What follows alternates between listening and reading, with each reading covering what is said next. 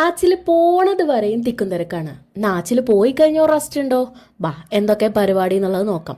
ഇതൊക്കെയാണ് ഇവിടുത്തെ അവസ്ഥ. ഒരു തല ഒതുക്കി വരുമ്പോൾ ഒരു തല പരത്തും. ആച്ചിൽ മുട്ടുകുത്താൻ തുടങ്ങിയപ്പോൾ ഞാൻ താഴെ കിടന്ന് തുടങ്ങിയതാണ്. ഇപ്പോഴും താഴെ തന്നെ. കുഞ്ഞാശാനെ പിടിച്ചുറക്കിയാലാണ് ഇനി എന്റെ ബാക്കി കാര്യങ്ങൾ മുന്നോട്ട് പോവുള്ളൂ. ആച്ചിൽ പോയി കഴിഞ്ഞാലാണ് ഞാൻ ഈ കിടന്ന പായൊക്കെ മടക്കിയൊക്കെയുള്ളൂ. സൂപ്പർ ഫാസ്റ്റ് ബസ് പോലെ ഇതൊക്കെ മടക്കിയേക്കണ കാണാൻ എന്താ രസമല്ലേ. ഇത്രയും സ്പീഡിൽ നമ്മുടെ പണികളൊക്കെ കഴിക്കാനുള്ള ഒരു കഴിവ് നമുക്ക് ഉണ്ടായിരുന്നെങ്കിൽ എന്താ പൂതി. ഇന്നത്തെ സ്പെഷ്യൽ ബീഫ് ബിരിയാണിയാണ്. അതിനേക്കാൾ സ്പെഷ്യൽ ഇത് ഉണ്ടാക്കുന്നത് ഞാനാണ്. അപ്പൊ നിങ്ങൾക്ക് തോന്നും ഞാനൊരു ബിരിയാണി സ്പെഷ്യലിസ്റ്റ് ആണെന്ന്. അങ്ങനൊന്നും വിചാരിക്കല്ലേ. ഇങ്ങനെയൊക്കെയല്ലേ പഠിക്കുക. ജനിച്ചപ്പോ മുതൽ കാണുന്ന നമ്മുടെ പാരന്റ്സിനെ വിട്ടിട്ട് ഒരു പരിചയമില്ലാത്ത ചെക്കന്റെ കൂടെ ഒരു പരിചയമില്ലാത്ത വീട്ടുകാരുടെ കൂടെ ജീവിക്കാൻ നമ്മൾ ഇറങ്ങിത്തിരിക്കുന്നില്ലേ. പിന്നല്ല ഈ ബീഫ് ബിരിയാണി. ഇനി എന്റെ വാക്കും കേട്ടിട്ട് നിങ്ങൾ മുന്നും പിന്നും നോക്കാതെ ഇറങ്ങിത്തിരിക്കണ്ട. ഞാൻ അത്യാവശ്യം പ്രിപ്പറേഷൻ ഒക്കെ എടുത്തിട്ടാണ് ഈ പരിപാടിക്ക് ഇറങ്ങിയിരിക്കുന്നത്. പലതരത്തിലുള്ള പല ജാതി സാധനങ്ങൾ ഞാൻ ട്രൈ ചെയ്ത് നോക്കിയിട്ടുണ്ട്. അത് അത്യാവശ്യം സക്സസ് ആയിട്ടുണ്ട്.